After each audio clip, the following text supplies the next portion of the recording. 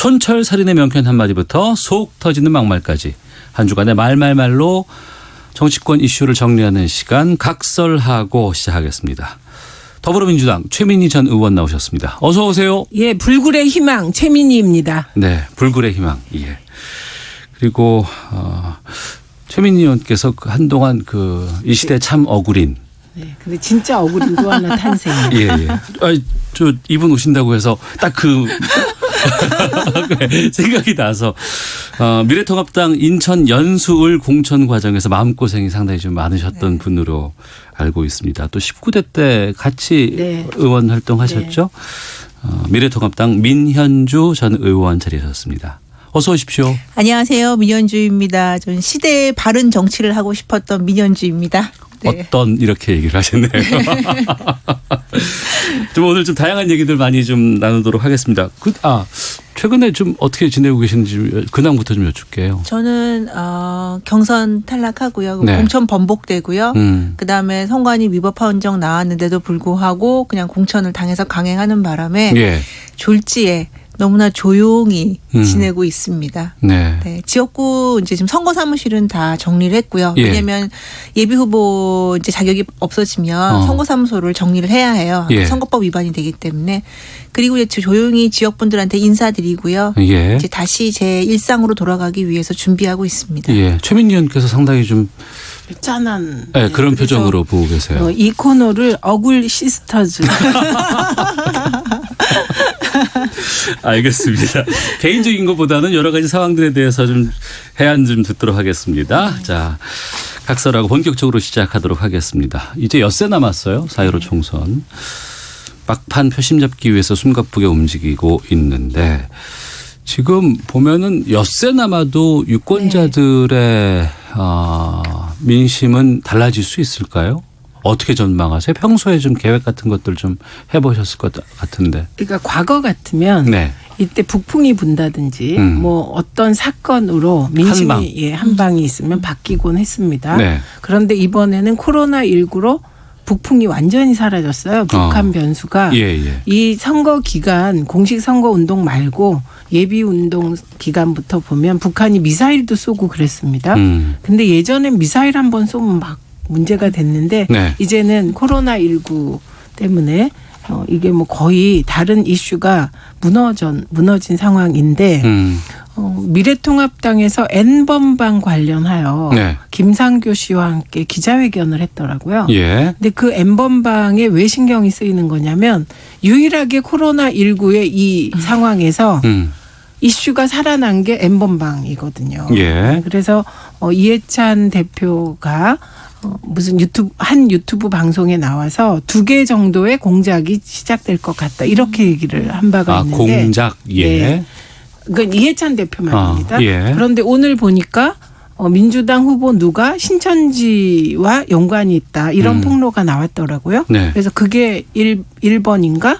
이렇게 생각이 들더라고요. 그런데 어느 정도 영향을 줄지 그것은 모르겠습니다만 수도권 박빙 지역에는 영향을 주지 않을까 싶습니다. 그러니까 어제까지 조사된 여론조사 결과는 발표가 될 수 있지만 오늘부터는 여론조사 결과를 새로 하거나 발표할 수 없는 상황이에요. 깜깜이 블랙아웃이라고 얘기를 하던데 이럴 때 표심들이 어떻게 움직일지에 대해서 좀 궁금합니다. 그러니까 지난번에 3일죠. 갤럽에서 마지막 조사 나온 게 부동층이 한 22% 정도 나오더라고요. 그리고 지금 뭐 각 언론사나 아니면 이제 후보들이 어제까지 조사를 했죠.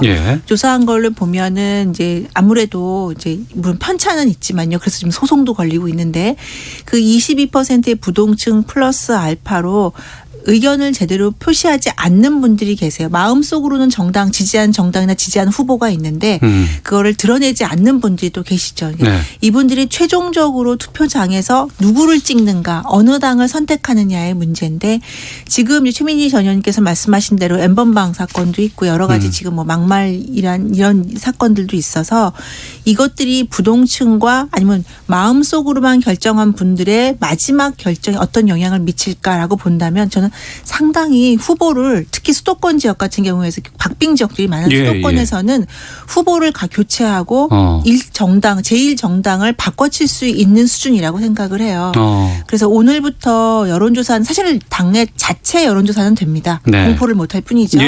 그래서 지금부터 각 당들이 얼마나 조심하고 유권자 특히 마음을 결정하지 못한 소심한 분들 이분들에게 어떻게 다가서느냐의 문제라서요.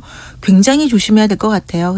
또 미래통합당 오늘 김종인 선대위원장께서 직접 기자회견 하시면서까지 고개 숙이지 않았습니까? 8순이신데 90도로 고개를 숙이셨어요. 그만큼 통합당의 절박한 심정을 국민들께 알리는 거라서요.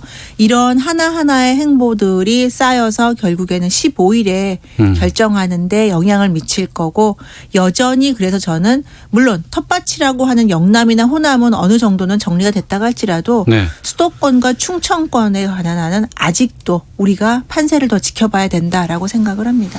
이번 선거가 참 독특한 게 오늘 오전에 비례대표 후보 토론회가 KBS에서 있었어요. 과거 같았으면 오늘 이 KBS 여의도공원 앞에 차들이 잔뜩 와서 막 운동원들 손 흔들고 노래도 부르고 막 이렇게 했었는데 조용합니다. 지금 코로나19라는 특수성도 있고 또 거기다가 선거 운동도 적극적으로 할 수도 없는 상황이고 문제는 투표율일 것 같은데 두 분께서는 이번에 투표율을 어느 정도로 전망하십니까? 저는 투표율이 60% 가까이 될 거라고 생각합니다. 60% 가까이. 그리고 그게 60% 가까이 된다고 해서 어느 정당에 유리하지 않을 것이다. 다 같이 투표를 많이 할 것이다. 이렇게 생각합니다. 그리고 특히 60대 이상의 유권자 수가 200만 명 이상 늘었습니다. 이것이 선거에 굉장히 큰 영향을 줄 것이다. 그리고 60대의 투표 의지가 가장 높습니다. 실제로 투표하겠다가 83% 정도 나왔기 때문에 저는 투표율이 높다고 해서 특정 정당에 유리하지 않을 것 같습니다. 과거에는 투표율이 높으면 진보 쪽에 좀 유리했다 이런 프레임들이 있었지만 이번엔 그렇지 않을 안 것이다. 그럴 것 같습니다. 민윤주 의원께서는요? 전 투표율 예측이 정말 어려운 선거가 이번 선거 같아요. 정말. 왜냐하면 말씀하신 최민희 의원님 말씀하신 대로 어르신들이 많이 투표를 하시는 적극 투표층에 속하긴 하는데요. 지금 이제 당신들이 투표장에 나갔다 행여라도 이런 위험한 상황에 노출되면 당신들뿐 아니라 손자, 자식들에게까지 영향을 준다라는 실제로 그런 걱정하시는 분들이 많이 계세요. 그래서 마음은 적극적으로 투표하고 싶지만 과연 이분들이 하실까, 실천에 옮기실까라는 점이 좀 걱정이 되고요.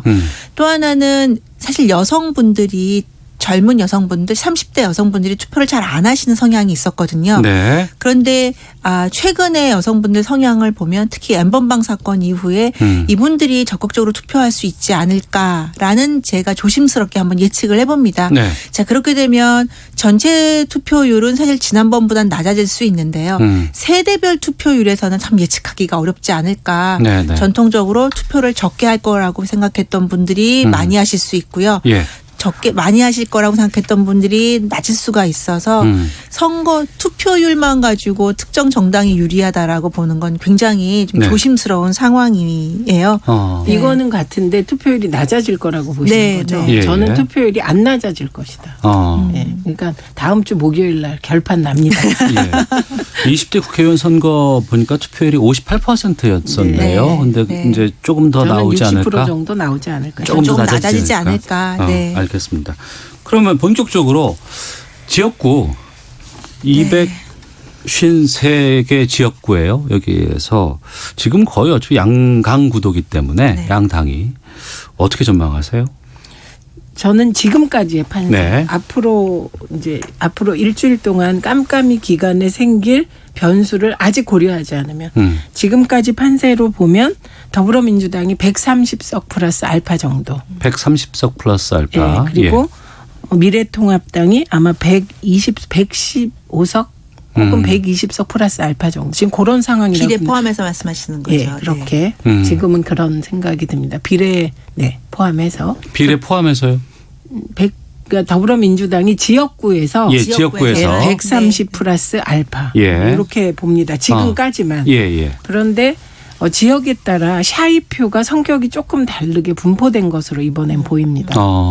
그리고 어떤 지역은 보수표가 예. 샤이표가 있고 그런데 그 샤이표를 10%로 보는 건 저는 동의하지 않습니다. 네. 5% 미만의 샤이표가 있기 때문에 예를 들면 경기도 박빙 지역 같은 경우는 그 5%의 샤이표가 미래통합당이냐 아니면 민주당 쪽이냐에 따라 이제 이 당락이 결정이 될 것 같습니다. 네. 그런데 특히 부산 경남 지역에 대하여 민주당이 조금 긍정적인 지금 전망을 하고 있지 않습니까? 그런데 특히 부산이 네. 60대 이상 유권자 수가 많이 는 지역입니다. 네, 그래서 그걸 대비해서 보면 아마도 지금 현재 부산 의석수 6석이죠. 예. 그 의석수를 지키면 민주당으로선 선방이 아닌가 이렇게 봅니다. 예, 민윤주 의원께서는요? 저는 이제 미래통합당 같은 경우에는 당에서 공식적으로도 조금 범위를 레인지를 넓게 잡고 있더라고요. 저도 그렇게 보는 게 110에서 한 130석 지역구만요. 지역구만. 네, 지역구만 110에서 130석을 보고 있는데 그러니까 왜냐하면 미래통합당의 지금 현재 여론조사 결과를 토대로 본다면 가장 객관적인 거니까요.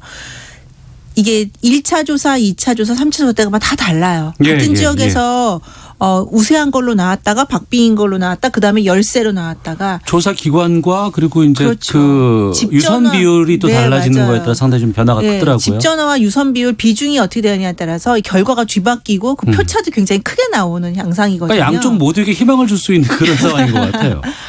수도권이 뭐 워낙 그 초박빙 지역이 많지만 특히나 이번 선거에서는 그런데 저도 샤이보수층은 분명히 존재한다고 생각을 해요. 특히 이 샤이보수층이 60대 이상이 아니라 저는 오히려 20대층 정도에서 많이 존재하는 게 아닌가라는 생각이 듭니다. 그러니까 우리나라 20대 청년들이 상당히 합리적이고 그러니까 객관적인 판단을 많이 하는데요. 그러다 보니까 여론조사라서 무기명이라고 하지만 그래도 여전히 의사표현을 적극적으로 하는 걸 조금 꺼려하는 경향이 있어서 레인지가 넓기는 하지만 문제는 바닥 민심이 어떠냐가 가장 중요한 게 110이냐 130을 결정한다고 생각해요. 근데 제가 물론 경선 과정이었지만 지역에서 뛰어보면 바닥 민심은 확실히 현 정부에 대한 비판이라든지 경제 문제에 대해서 일단 국민들은 어느 정부냐 진보냐 보수냐를 떠나서 먹고 사는 거 해결하는 게 가장 시급하거든요. 그거에 대한 불만은 분명히 존재하고 있다. 알겠습니다. 예, 그것이 반영될 것이다 생각합니다. 청취자 의견이 계속 들어오고 있는데 7294님께서 민현주 전 의원님 반갑습니다. 공천 과정 저도 안타깝게 지켜보고 있었습니다. 응원하겠습니다. 6304님 어글 시스터스 참 좋네요. 이 코너 재미있고 좋습니다. 6398님 아니 이렇게 훌륭한 두 분이 공천을 받지 못했다는 건가요? 라고 분노의 댓글까지 보내주셨는데 바닥 민심 또 변화시키는 게 여러 가지 갑자기 튀어나오는 막말 파동 이런 것들이 또 있을 것 같습니다. 논란이 된 발언들을 좀 모아봤는데요. 듣고 다시 두 분과 말씀 나누겠습니다. 장애인들이 다양합니다. 1급, 2급, 3급, 4급, 5급 다양하고요. 그러나 나이가 들면 다 장애인이 됩니다. 원칙은 뭐냐면 모든 시설은 이렇게 다목적 시설이 돼야 됩니다. 그리고 장애인과 비장애인이 같이 하는 시설이 돼야 됩니다. 자원봉사자와 세월호 유가족이 텐트 안에서 말로 표현할 수 없는 문란한 행위를 했다는 기사를 이미 알고 있습니다. 징계 절차를 거쳐야 할 것 같습니다. 가급적 신속하게 단호한 처리를 하기 위해서 노력하겠습니다. 왜 이렇게 부산은 교통이 체증이 많을까? 그리고 도시가 왜 이렇게 초라할까? 그런 생각을 참 많이 했습니다. 최근 김종인 미래통합당 선대위원장의 이 선거 운동을 보면 세르반테스의 소설 돈키호테가 생각이 납니다. 김종인 선대위원장은 황교안 MR을 타고 박형준 시종을 앞에 데리고 대통령 탄핵이라는 이 가상의 이 풍차를 향해서 정부에 있지도 않은 사람을 심판한다며 장창을 꼬나들고 뛰어들고 있는 모습입니다. 세출 구조조정으로 100조를 만들어서 코로나 긴급지원에 쓰자라고 하는 구상은 그야말로 대학교 2학년생들의 레포트 수준에 불과한 그런 대책입니다. 네, 들은 순서대로 알려드리겠습니다. 미래통합당에서 제명이 된 김대호 후보, 또 이어서 제명 위기에 있는 차명진 후보, 또 미래통합당 황교안 대표의 목소리 들으셨고요. 이어서 더불어민주당의 이해찬 대표, 또 방금은 윤호중 사무총장이었습니다. 총선 일주일 앞두고 미래통합당이 지금 후보 제명이라는 초강수까지 지금 나온 네. 상황이에요. 김대호 후보, 또 차명진 후보까지도 지금 얘기가 나왔습니다. 어떻게 보시는지 두 분께 좀 의견 듣겠습니다.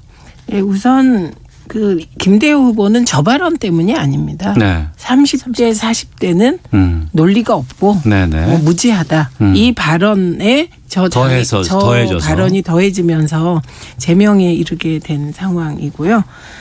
그리고 차명진 후보의 말은 그건 뭐 정파를 떠나 이해할 수 없는 말이고 오늘 보니까 그 아내까지 그 답하라 이렇게 같은 말을 또 주장하고 있더라고요. 그리고 언론 기사에서 봤다 이런 건데 그 언론이 어떤 언론인지 확인해야 될 것 같아서 입에 담을 수 없는 말을 김대호 후보나 차명진 후보가 한 것이죠. 그러니까 이거는 뭐 김종인 위원장이 그냥 제명하겠다. 그리고 심지어는 이 당이 안 되는 게 아닌가. 그런 생각을 했다고 얘기할 정도로 큰 사안인 것 같습니다. 네. 그리고 저는 언론이 그 굉장히 심한 막말에 그게 이제 야당만 공격하기가 그러니까 여당을 좀 끼워 맞추셔야 되는 것 같아요.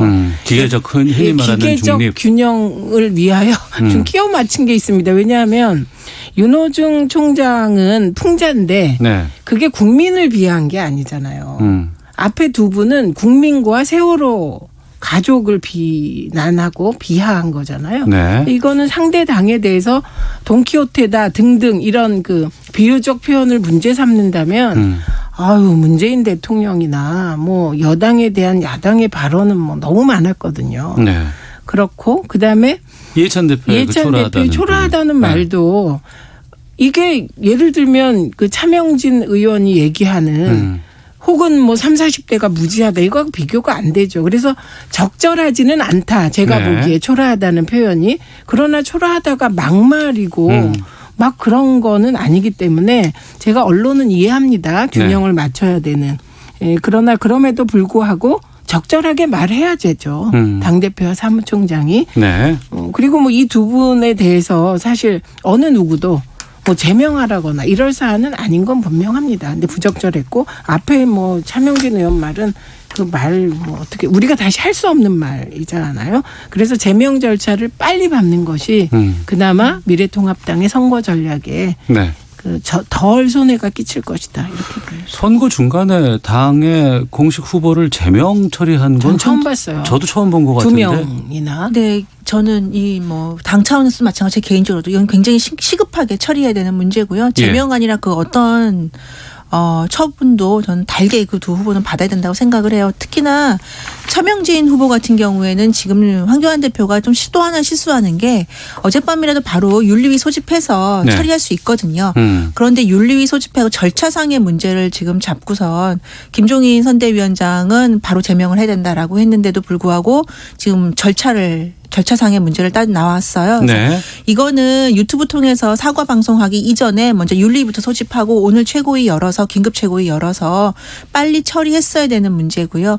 후보를 제명하더라도 무소속으로 나갈 수는 있습니다. 그 두 분들이. 그래서 그 부분은 두 분이 선택을 하는 거라서 왜냐하면 이렇지 않으면 수도권의 주요 지금 너무나 열심히 뛰고 있는 후보들이 자신들이 상관없이 이 두 분의 막말 때문에 지금 너무나 큰 타격을 입고 있어요. 실제로 그 입고 있다고 지금 아우성이에요. 아, 그래요? 그래서 이 부분을 당에서 처리를 못하면 당 지도부가 처리를 못하면 그것들은 오롯이 후보들이 그걸 결과를 떠안아야 되기 때문에 이거는 오늘이라도 빨리 윤리위 소집하고 빨리 결정을 내리는 사안이라고 생각합니다. 그 무소속으로도 못 나고 알고 있습니다. 그런데 절차가 진행되는 동안 후보 자격이 완전히 박탈이 안 되니까 본인이 그냥 나는 후보다라고 선거운동을 하겠다는. 그 인쇄가 돼 있기 때문에 그 투표 빠질 수는 없죠. 빠질 수는 없는 상황인 거죠. 그런데 빨리 이제 후보 사퇴했다, 탈퇴 당했다 이렇게.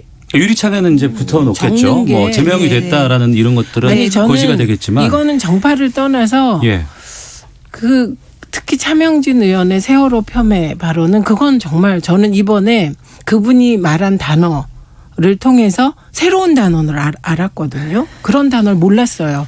그러니까 전 국민에게 언어의 지평을 넓혀준 그런 건데 이 부분은 진짜 아닌 것 같습니다. 그래서 어쩌면 민주당 입장에서는 이런 제명 절차가 길어지고 이게 선거에 좋다고 생각할 수도 있을 거 아닙니까? 누군가는. 근데 그런 차원이 아닌 것 같습니다. 네. 그래서 빨리 제명됐으면 좋겠습니다. 이게 막말을 후보들이나 정치인들이 유혹을 느끼는 가장 큰 이유가 이렇게 해서 인지도를 높이고 열혈 지지층을 결집을 한다라는 생각을 하는 것 같아요. 근데 아까 시민희 전 의원님 말씀하셨지만 사실은 국민들에 대한 막말은 결코 지지층을 결집하지 못하고요. 그리고 본인만 선거에서 악영향이 있는 게 아니라 당 전체에 악영향이 있기 때문에 본인들이 빨리 사과하는 게 대승적인 차원에서 그나마 국민들에게 속죄하는 거라고 생각합니다. 알겠습니다. 자, 각설하고 최민희 전 더불어민주당 의원, 민현주 전 미래통합당 의원과 함께하고 있는데요. 헤드라인 뉴스 듣고 기상청 교통정보 확인하고 다시 돌아와서 두 분과 함께 말씀 이어가도록 하겠습니다.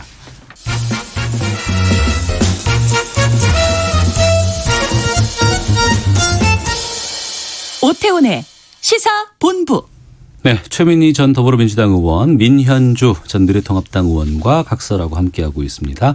8484님, 막말 후보 제명 잘한 일입니다. 막말을 일삼는 사람은 국회에 들어가서는 안 됩니다. 김용기님, 내일부터 사전투표 시작되죠? 저도 하려고 합니다. 주변에 모르는 사람도 많더라고요. 다음 주에 시간 되지 않는 분들은 사전투표 참가하는 것도 좋겠습니다. 사전투표 내일 금요일과 토요일 이틀간 진행되고요.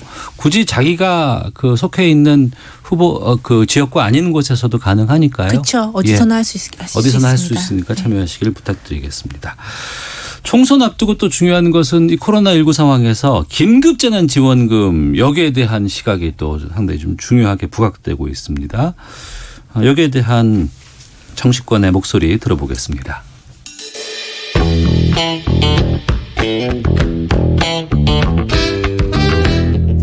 미래통합당은 다음과 같이 제안합니다. 첫째, 전 국민에게 1인당 50만 원을 즉각 지급하라. 새로 빚을 늘리는 게 아니고 지금 정부 입장은 추경을 해서 빚을 늘려갖고 하자는 거고 우리 입장은 기존 예산 범위 내에서 하자는 거죠. 재난지원금에 대한 황교안 대표의 입장 변경을 환영합니다. 야당만 동의한다면 민주당 역시 소득에 관계없이 모든 국민에게 재난지원금을 지급하자는 주장에 반대할 이유가 전혀 없습니다. 네, 미래통합당의 황교안 대표와 또 이인영 원내대표 더불어민주당의 목소리 들어보셨습니다. 긴급재난지원금에 대해서는 한 목소리를 좀 내고 있는 분위기인데 어떻게 전망하시고 어떻게 가는 것이 바람직한지에 대해서 민현주 의원께서 먼저 말씀해 주시죠. 저는 일단 이제 긴급재난지원은 당 차원에서 아직 딱 설정한 안은 없다고 저는 생각을 해요. 예. 그 차원에서 원래 미래통합당의 기본 기조는요. 그러니까 뭐 기본소득이라든지 기본재난소득에 대해서 구체적으로 얘기한 적은 없지만 기본 기조는 필요한 분들께 더 드리는 방향을 가야 된다. 선별 지원. 그렇죠. 선별 지원인 거죠. 어려운 분들한테는 두텁게 드리고 그리고 덜 어려운 분들한테는 적게 드리는 스케일링 우리가 슬라이딩 방식이라고 얘기를 하죠. 선별 지원을 하되 그것을 슬라이딩 방식으로 지급해야 된다라는 게 전 미래통합당의 기본 정책 기조와 맞는다고 생각하고요. 그래서 이번 선거에서도 물론 코로나19로 굉장히 국민들께서 많이 어려워하십니다. 자영업 하시는 분들 특히 많이 어려워하시죠. 그럼에도 불구하고 그 기조에 맞게 나아가는 게 미래통합당과 국민들께는 저는 더 옳은 방향이라고 생각해요. 오늘 모 언론사에서 여론조사한 결과를 봐도 제가 지금 말한 방향으로 가는 게 맞다라고 응답하신 국민들이 50% 정도 됩니다. 약간 넘게 나오고 있거든요. 구체적인 건 말씀해 주시면 되고요. 예. 그래서 이런 점을 들어서도 우리 국민들께서도 현명하게 판단을 하세요. 아무리 급하다고 천천히 짚어가면서 가야지 막 던지는 게 이게 선거에서는 물론 유리할 수 있지만 선거 이후 우리가 다음 주 15일까지만 사는 게 아니거든요. 이 차원에서 미래통합당은 지금처럼 나아갔던 선별 지원을 하되 슬라이딩 방식으로 지원하는 안으로 저는 끝까지 가야 된다. 그리고 이것이 국민들께는 평가를 받을 것이다라고 생각을 합니다. 그러니까 김종인 선대위원장 아니면 황교안 대표별로 뭐 국민 모두에게 얼마씩 지금 지급하자는 주장들이 나오곤 있지만 아직 이게 공식적인 의견으로 모아진 건 아니고 그렇죠. 민현주 전 의원 개인의 의견으로는 선별 지원이 바람직해 보인다라는 의견으로 이해를 하면 되겠습니까? 그러니까 잠깐만 짧게 덧붙이면 김종인 선대위원장 같은 경우는 사실 먼저 입장을 안 밝히셨었어요. 그런데 황교안 대표가 먼저 1인당 50만 원이라는 걸 발표를 당과 상의 없이 발표를 하고 나서 이제 그것을 어떻게 정리하는 차원에서 말씀을 하신 거고 오늘 이제 대학생들에게 특별 장학금 지급 같은 경우는 특정 대상에게 주는 거니까요. 좀 다른 차원의 문제입니다. 그래서 알겠습니다. 이 부분은 당의 기존 입장을 끌고 나가야 된다라고 생각을 해요. 네, 최민희 의원께서는요. 우선 저는 한 가지 원칙을 정해야 된다고 생각해요. 여야가 지금 코로나 재난지원금을 놓고 이게 기본소득이다 아니다. 이념 논쟁 하지 말아야 한다. 예. 왜냐하면 의심이 있는 게 이번에 코로나19 긴급 상황에 재난지원금을 주면 앞으로 민주당 쪽에서 그때 기본소득 주지 않았냐 이렇게 주장하지 않을까 하는 걱정들이 있는 겁니다. 그래서 그것과 별개로 진행해야 한다. 왜냐하면 주장을 계속 해오셨는데 선별복지 보편복지 논쟁은 세계적인 대논쟁이기 때문에 이거를 여기에 끌어들이면 복잡하다. 그리고 두 가지 원칙이 있습니다. 하나는 빨리 필요한 곳에 돈이 가야 한다. 재정이. 그러려면 저는 이번엔 선별하기 힘들다. 왜냐하면 선별하는 과정이 2달 걸리고 지급되는 과정에 또 1달이 걸린다는 겁니다. 그러면 다들 지금 경제가 어렵다고 얘기하잖아요. 그러면 이제 일부가 무너지고 지급하면 소용이 없잖아요. 그래서 이번에는 황교안 대표 제안대로 전 국민에게 주되 그러니까 민주당 입장은 사실 불감청이면 고서원 상황이 된 거예요. 본래 입장이 모두 주자였는데 경제 관료들의 반대 때문에 70% 받은 거라. 그래서 액수를 낮추고 대폭 낮춰서 애초 70%를 주되 4인 가족 기준 100만 원이잖아요. 그때 들어가는 예산 소요 비용 안에서 액수를 낮춰서 전 국민에게 빨리 주자. 그럼 15일이면 된대요. 이게 이렇게 갔으면 좋겠습니다. 알겠습니다. 말씀을 나누다 보니까 판세 분석을 해야 되는데 시간이 많이 없고 저희가 지금 다음 주 목요일이면은 결정 나는 상황이잖아요. 지금 이 각서라고 해서는 마지막 판세 분석 시간인데 한 2분씩 시간이 좀 잘하면 나올 수 있을 것 같아서 아예 그냥 통으로 1분 반씩 드리겠습니다. 어디가 주요 격전지라고 보시는지 어디가 중요하다고 생각하시는지 최민희 의원께서 먼저 말씀해 주시겠습니까? 네, 저는 뭐 중요하다는 데는 언론들이 다 얘기하고 있어요. 그리고 뭐 송파을 중요할 것 같습니다.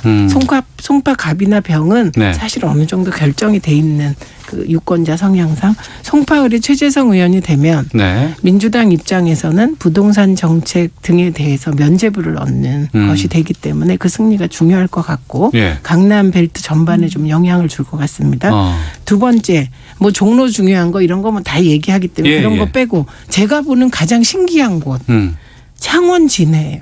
창원 진해요? 거기는 민주당이 이겨본 적이 없는데요. 그런데 황기철 후보가 이기고 있더라고요. 해군. 거의 오차범위 아슬아슬 밖으로 이기고 있더라고요. 그 이달곤 후보에 비해서. 그래서 이 지역이 굉장히 신기하기도 하고 그럼 황기철 후보가 나름 경쟁력이 있기도 하고. 진해 말씀하시는 거죠? 군인으로서 뭐 존경을 받는다곤 하지만 그런 개인 인물 경쟁력이 이런 그 지역 구도를 뛰어넘는 일이 생길 것인가. 그래서 창원 진해를 저는 아주 유의해서 보고 있습니다. 신기해서. 알겠습니다. 자, 그리고 민윤주 의원께서는 어느 쪽을 좀 주목하고 계신지요? 저는 특정 지역보다는 좀 번역으로요. 수도권하고 부산을 지금 주목해서 보고 있는데요. 수도권 같은 경우에는 아까 좀 저희가 이제 약간 마이크 꺼졌을 때 얘기했지만 경기 지역이나 인천 지역에서 소위 말하는 텃밭이라고 했던 지역에서 지금 박빙이 보이는 경우가 있어요. 미래통합당 같은 제가 특정 지역은 말씀 안 드리겠지만요. 왜 보수 텃밭이라고 했던 곳이 지금 박빙으로 바뀌었는지에 대해서 당에서도 많이 지금 고민을 하고 있고 후보들도 열심히 뛰고 있다고 알고 있습니다. 물론 이제 지금 이런 막말이라든지 몇 가지 삐걱거리는 상황 때문에 더 후보들이 고전을 하고 있는 것 같은데요. 이런 텃밭이에서 지금 박빙 지역으로 바뀐 곳에서 반드시 미래통합당이 이겨야 이번 선거 결과에서 굉장히 좋은 결과를 얻을 것 같고요. 부산 지역도 초반에는 사실 미래통합당 우세 지역이 많았었어요.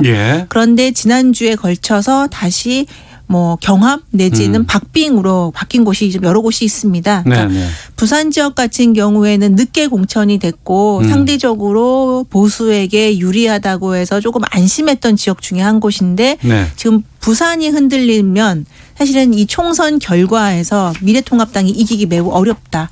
그 차원에서 당이든 후보든 부산에 굉장히 집중할 필요가 있다라고 생각을 합니다. 알겠습니다. 각설하고 여기까지 듣고 마치도록 하겠습니다. 오늘 어구린 시스터즈? 어굴 시스터즈. 최민희 전 더불어민주당 의원, 민현주 전 미래통합당 의원 두 분과 각설하고 마치도록 하겠습니다. 두 분 오늘 말씀 고맙습니다. 감사합니다.